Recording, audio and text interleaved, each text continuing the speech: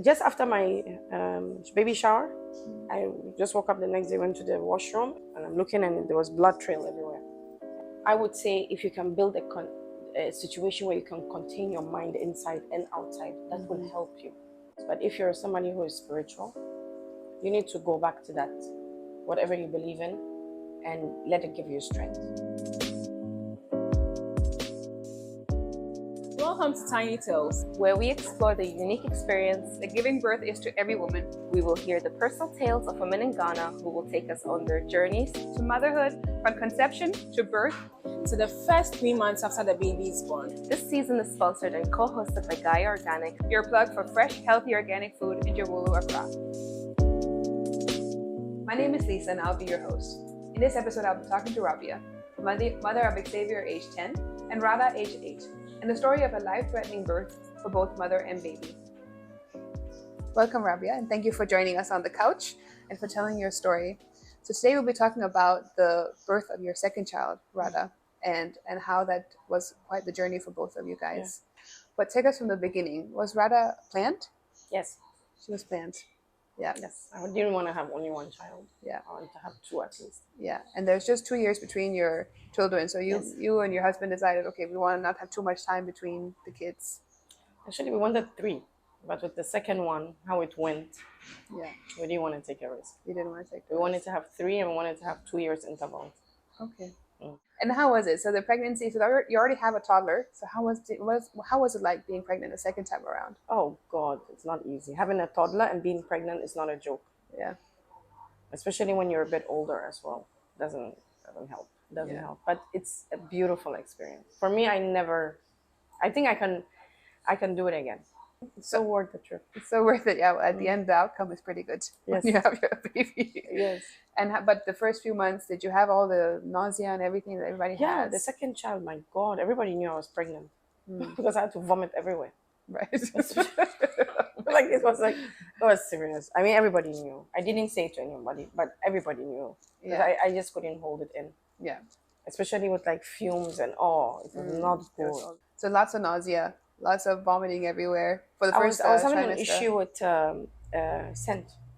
Okay. Severe issue with scent, especially in the mornings. But after like 2 hours, it goes away and I'm fine. But that first 2 hours, it was torture. Right. So I developed like a routine. As soon as I wake up, even before I take water, I would eat a cracker. Okay. And that used to hold it in a bit. That's saltiness. I think saltiness. No, it's not salty crackers. No, it's not salty. Okay. No. So I had to research a lot on what can I use to help myself. And it says plain crackers. Okay. Anything that's so plain. Yeah. And I tried it and it worked. So, but that fumes used to really disturb me. It took me about 2 years later after Radha was born to put my first perfume. Oh, wow. Okay. It's funny how it can affect you so much so longer. I spoke to another lady the other day who said she couldn't eat mangoes for like 6 years after because it just made her want to vomit. I mean, it sticks with you. Your body remembers. I think your body really remembers. Yes, your hormone just rebels at one thing and it just gets locked in. Yeah. And I think mine was perfume. I didn't allow my husband to put perfume in the house for a long time. It used to bring a lot of fights because it used to stay and it used to linger. Yeah. And then you would feel hours and hours after the perfume is there and been done, it still and then you would feel nauseous. Oh God, nauseous, and you can't smell anything else. Even if they take you somewhere else with another, that perfume just gets locked in. Right. It's just gets stuck. And then what happens as the pregnancy goes on? You're halfway, more than halfway, and then you start bleeding. So I was just after my baby shower. I just woke up the next day, went to the washroom, and I realized that it was extra damp. And I'm looking, and there was blood trail everywhere, and the bathroom and toilet was full. And how pregnant were you? How far along were you at this point? About 7 months. It was just about to hit 7 months. How did you react to that? I started, first of all, I got very, very, I think I had, when you have like cold sweats, from fear. Yes, I remember that very well. When you sit and you don't have access to your body, you feel like numb. Because the first thing that comes to your mind is you're going to lose your child. Yeah. And that gives you some really feeling, it's like terrifying feeling. Yeah. you know. Yeah, I it's don't a know. deep sense of fear. It's fear Yes. all the way from the core. I feel Yes. like. Oh yeah. And I remember having it instantly in front of the, like I was just standing there and I was like, and I ran out and I came out and my husband and my sister was there. My sister had come to visit from Dubai and she was there and I was like, guys, look. I mean, everybody did freak out. I mean, they tried to be calm, but you can see on their face that everybody was freaking out. Actually, then I really thought I'd lost my child. I really thought, you know, because it was too much blood. It was not like drips. Yeah. It was like proper bleeding. Yeah. And there was like, it was not just blood, it was chunks. I was like, that's it. Yeah. So we rushed back to the clinic to my own doctor, who has been seeing me since I started. Yeah. And she told me, oh, well, this is expected. You remember we discussed it because when I was 5 months, she realized that the placenta wasn't going back up. Right. So she said, well, it's not gone back up and now you're almost 7. You need a proper hospital. I wanted to go to somewhere nice, but she said, you can't do anything nice. You need a proper doctor. You need a proper theater, operating theater. You need a blood bank, a place where there's blood bank. She was like trying to, frankly speaking, she scared the hell out of me. She really shot this to the next level. Yeah. Like She didn't exactly give you hope. No, she wasn't any way sympathetic in any way whatsoever. She had no remorse, nothing. So I left because I couldn't hear anymore what she was saying. She kept on repeating it, like hammering on that point that the percentage of people that die even during just the trip to the hospital. I mean, she just kept on hammering on that. Wow. So I left and went to sit in the car. I remember crying my head up, and I heard Yaz, when I was leaving, she started arguing with her. She started fighting, like having them small arguments. Like, why would they, I don't know. I just walked away. Then we went to, I remembered she referred me to 37, but she didn't refer me to a specific doctor. She just wanted me to walk in and find myself a doctor. So I remembered that my son's doctor was a military officer. Yeah. And I did remember somewhat at that time. I wasn't sure that if he was practicing at 37, but I remembered that there was something about 37. So I called him and I told him this is what happened. Yeah. The reason why I didn't use him for the second time because he was no longer in the clinic where I used to go. He moved back fully to 37 and I couldn't see him then. Yeah. That is how come I remembered that it's something about 37. Yeah. You know? Yeah. You knew somebody there. Yeah. Yeah. And that's it. And he told me, just come in, bring your documents, and that's it. Was this on the same day or was The same day. the same Because day? he told me he was also, at first when I spoke to him, he was also freaking out on the phone. Because he's like, oh, this is one of our top cases when it comes to pregnancies. Okay. Like top emergency Priorities. cases. Yes. Yeah. So immediately I went home, packed my stuff, and I went. Okay. Actually, did I even pack? I can't even remember packing because I had already packed. Right. No, I didn't pack. I just went straight to the hospital. My husband went for the stuff. Yeah. I came and there was that queue. Right. 37 queue. Right. Yeah. Yeah. And he looked at me and he's a fantastic doctor. He is very humane. You know, you can feel that he's with his patients. He loves his job, you know. And he's trying to balance between helping me out and the other patients because he can, despite what the system is, this is a proper doctor. You know what I mean? So he's not gonna make you cross the line. What is that? You know? Yeah. You know? Yeah. So anyway, he came to me and he asked me, "Are you still bleeding?" And I said no. He said, "Okay, then you can wait." Right. Yeah. So I waited for about 2 hours, and finally they saw me. And he said, "True, this is full placenta previa. It's very dangerous." So I said, "Can I just go home and come?" And he said, "No. Even the road trip, one of you could go, if it's severe bleeding, and it is painless bleeding. You don't know you're bleeding. You can just feel something trickling down. Yeah. Yeah. But you don't really know if you're Yeah. wearing if you're in the washroom and it happened sitting on the toilet, you don't know." Right. So he So told anyway, you to stick around? So me stick around. He gave me a room, a private room. Normally, I think with that 7, if I remember correctly, the private rooms are reserved especially for military officers or their wives, you know, the family of the military. Oh, okay. So especially certain sections of the maternity wards. Mm-hmm. But he managed to get me some side, and I shared the room with someone else. And then maybe about a few days later, I told him I wasn't comfortable because I would wake up and the people are sitting on my bed. Oh, okay. I had visitors, but they were not my visitors. Sure, Right. And that was stressing me out because, Right. and I didn't ask for it. I just used to walk out. And when I walk out, the nurses would start shouting at me and saying that you particularly supposed to be on bed rest. You're not allowed to stand. And I would tell them there are people on my bed. Right. So she would say, okay, then go back in and I'll figure something out. After 2 or 3 times that I got yelled at, she called him and I told him there was a situation, like, because I would wake up and the lady beside me was very, very nice, but she had a lot of family. Right. So they weren't coming like 1 or 2, they were coming like in tens. Right. So he said, okay, I'll give you a private room, but there's an air condition issue. I know this has nothing to do with the pregnancy. So my husband donated an air condition to the hospital. Or he donated to fix the air condition. I don't remember what it was, but it was something to do with my husband fixing that room. Yeah.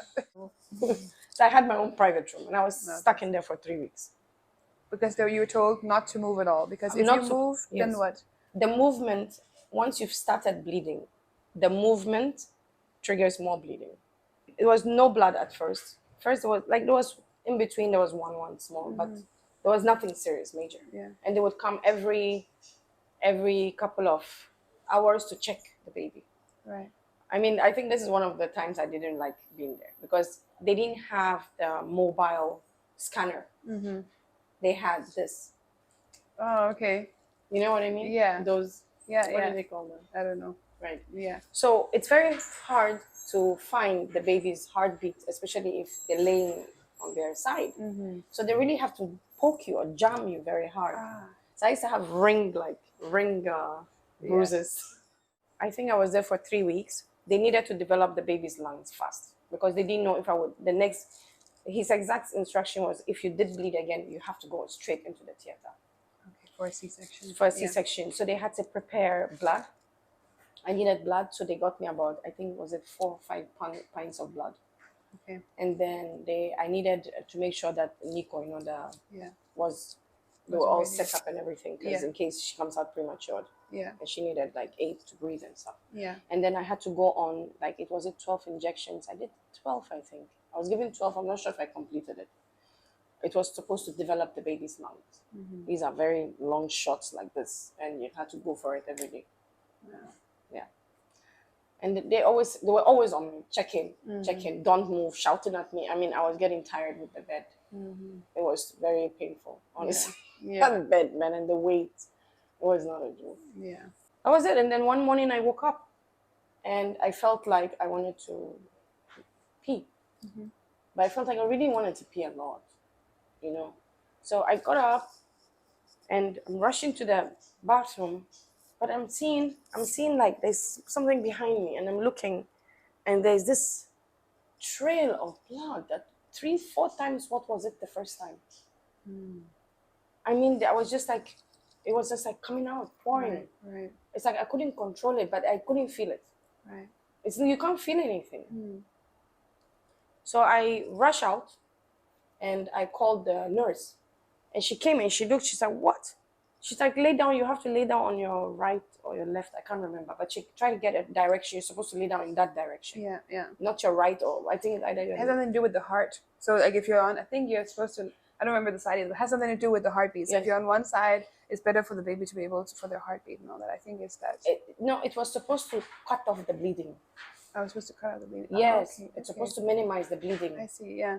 So Okay. you're supposed to sleep on one side. Was it the right? I can't remember. Okay. But anyway, she kept on shouting at me that the right. But for me, honestly, at that point, I started freaking out. Yeah. Because I was like, that's it, I'm going to lose Rada, Yeah. So she said, we need to control the bleeding. What did you do? And she was asking me, what did I do? You've just been lying there for 3 weeks. What did you do? You I couldn't didn't have do much. anything. I was just lying there talking to the wall, I'm doing Right. nothing, Yeah. So she said, okay, let me call the doctor. So she goes, then she gets another doctor. He comes, he sees me, and she gets another one. Finally, they get my doctor, and he said, we need to make a scan. So he makes a scan, and he realizes that Rada was very big already. She was like 3.8 kilos. Oh, wow. And Like- how far along were you this? So you're almost, I was 7 months. yeah, Almost 8. almost 8, yeah. Okay. Because I went in when I was the beginning of 7 months, Yeah. and I was there for about 3 weeks. Yeah, yeah. So did He you said- feel comfortable, like, okay, she's ready to be... First, he said, no, we Yeah. have to push it another 2 weeks, but let me scan. Yeah. Mm-hmm. When he scanned, he realized your child is pretty big. He's like, she looks pretty developed. She actually looks ready to come out. Okay. I think we should do it now. Okay. And it was just all in the morning. Yeah. And he said, we need to do it now. You need to get your family in. So he called, everybody came in, and my husband came, and he's like, they want to operate today. They need to stop this thing immediately. The child is ready to come out. And when I went into the theater, I could see them bringing the blood, the guy speaking to me. And it was a bit scary because I felt like there were a bit of a panic in the room. I don't know if it was just my mind, but I felt like, first of all, there were 3 doctors, I felt there was a panic in the air. Do you feel like there was stuff they hadn't told you about Yes. how severe it was? Yes. Maybe. Yes. That's what I felt, actually. Yeah. In the room is when I felt that. Before that, I didn't feel it. But in the room, I felt they didn't tell me a lot of things. Yeah. And as soon as he said, we're going to make you you're going to have a full anesthesia. Now, Okay. I was like, okay, guys, what the hell is happening? Yeah. I've never heard of this before. Mm. I mean, who does full anesthesia for delivery these days? Yeah. Except if the person is dying or there's some kind of medical situation apart from this. I mean, come on. Right. I said, oh, don't worry about it. We just don't want, he said, it's because we don't want any panic. And the panic will cause extra bleeding. Okay. Yeah. So he came to explain to me how they have to do it. The point is for them to get to the child before the placenta, or to get to there's a technique they have to do where they have to get to the child before the placenta. Okay. The placenta is not supposed to come out first, or something. I can't remember the whole details, but I know he was narrating. But when you're at that situation, sometimes you can't hear, you can't listen. I don't know if you know what I mean. Too many details in a situation like that. And you're already panicking. Yeah, your exactly. mental state is not right. Yeah. You can't really listen to anything. You can't hear them what they're saying. Right. Yeah. You've heard, but you really haven't heard. You haven't heard, but you haven't internalized. You haven't really gotten it in. No, and because at that point, all you're thinking is, please God, save us. I want my child. I want myself. Anyway, before I realized I was awake. It was all done. That was it. I was awake and it was all finished. And how was Radha when she came out? Oh, my husband was like waving me from behind the glass. And then he said, I think he told him he can get to come in for about a minute or something like that. He comes in. Okay, because I was all oozy, I can't remember. All I can hear him saying was, she's really beautiful. So then he takes his phone and shows me the picture. I'm like, is that a girl? That looks like a boy. But at this point, you hadn't actually seen her. So they hadn't put her, because you were coming out of it and all, they didn't, of course, put her on your chest or anything. Nothing. So when did you get to see her? Way later. How much later? So the minute I opened my eyes, my husband left the room. Now, this is something weird I didn't understand medically, because I asked several times about why they did that to me. But I mean, I was getting several answers, but it didn't make sense to me. So as soon as he came in, he showed me the phone. She's like, enough, you can go now. The midwife. Then she says, so the guy comes to come and move me from the stretcher of the operating theaters, their bed, their stretcher, into the actual stretcher to take me to the room. So he came to the back to carry me, and she came running. She's like, no. She has to stand. Okay. So this is somebody that I can't even see people right. I couldn't even see people's faces. You know what I mean? And all I wanted to do was vomit. Even at that point, I remember I couldn't breathe. So they turned me to one side because I told them I couldn't breathe. Yeah, breathing. So they turned me to one side, and then he told me, okay, time for you to get up. I'm like, get up where? She says, get up and go to the stretcher. I'm looking here, so I'm not wearing anything, only the robe, and it was halfway covered. And I realized that the plaster, because I was trying to figure out what was holding me so badly. The plaster was not just here like the other one. It was like from here to here. So I'm like, oh, that's even so painful. The pain was like ridiculous. I just realized I was in pain. Right, yeah. And I looked, and I'm like, I can't get up. I don't even think I was able to put that sentence together correctly. And she's like, no, you need to move from here to that stretcher. And then the guy behind me started saying, no, she can't walk. He was talking to her in tree, and she said, no, but look, she can't walk. She looks like she's going to fall down. And she said, no, this is the policy. Okay. I didn't understand that. I asked so many questions after that. And even up to now, I never get a proper answer about why was that. I got up. Okay. Even with all the pain and the drowsiness, and I couldn't I still managed to get up. This guy was supporting me all the time, putting his hand here, and I managed to turn. He managed to turn me, and then I realized I couldn't come down because of the pain. The pain was insane. Yeah. And I couldn't come down. And she said, no, you have to come down. So I think I remember sitting there for a while because I think at some point she kept on saying, come down. And then I started shouting at her. I just lost it. And it's like, stop shouting at me. Stop it. You know, I just started going ranting at me. I don't even know what I said. So I did come down and I still went walked to my stretcher. I was still in the operating room. Yeah, exactly. After a major surgery. It's a full anesthesia. It sounds like a lot. Yeah. And then they wheeled you to the room and was And then they wheeled me as soon as I came out. No, and I saw Anita, my sister-in-law. She was there. And she said, oh, I saw the baby. She's so cute. They didn't allow me to carry her. They said only the father. They didn't allow anybody close to her. So I realized it has to do with the scent thing. Maybe it's the scent, the baby mama. Yeah, they want them close. Yeah, so only the father they allow. Okay. And then they did send her to Nico.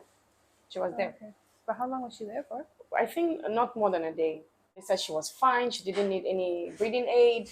And she was really big for that size. There was a bit of doubt about the mom at that point. Okay. Now, when they came and the doctor came, he started doubting the mom. He told me, I just wanted to tell you that before that I think there is a kind of 2 weeks gap between the actual time on your records and the baby's size. Right. But we can't tell. Right. But based on the baby's size, it looks like there is a gap. Yeah.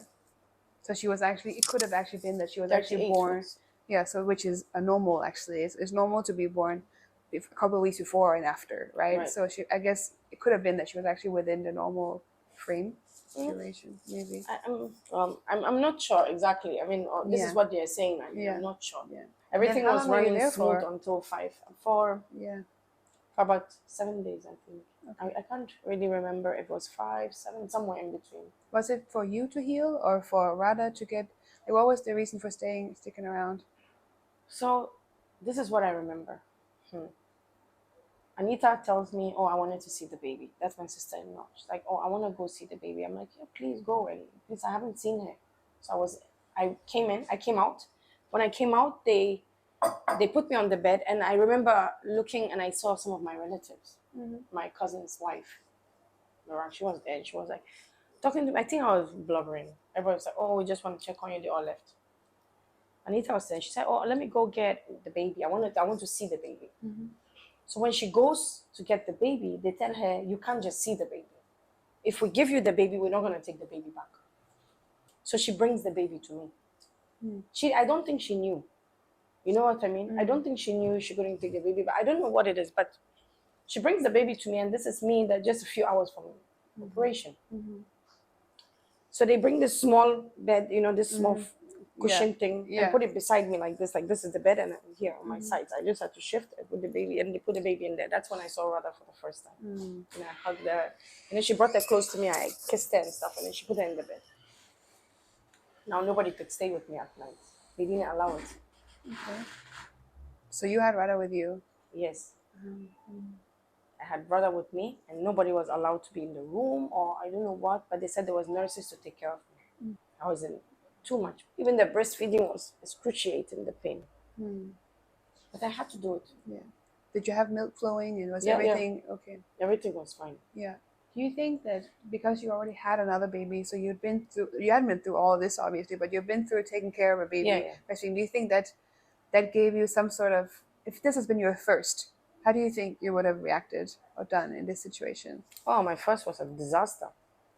I had even issue of carrying him. I didn't even know how to carry him. Right, and breastfeeding, all of it. Oh, the breastfeeding was worse. I mean, the breast was somewhere, his face was somewhere. Right. That took me 1 month to cross that line. To figure out how to... Like, oh, is it here? Is it there? Yes. And then you find yourself, your hand at some weird position in your breast, at a weird position like this, Yeah. Yeah. Yeah, that's the second one. It definitely helped. Yeah. Knowing how to take care of the baby has definitely helped. Yeah. Honestly, I mean, I don't know if this is how a C-section, but I remember the first one did not have anything close to this. Yeah. Yeah. It was... The healing took a long time. First one, I think 3 months I was okay. This one went on and on and on for like 2-3 months, 2-3 years, and it wouldn't heal. So you kept feeling the pain? Even now, I still do on the sides. If I poke it with my finger, it feels like there are needles in there. You've gone back for checkups a few times, or I went once or twice, and they did say there was when it's he said he gave it a name. So when you stitch something and it comes out, and they, yeah.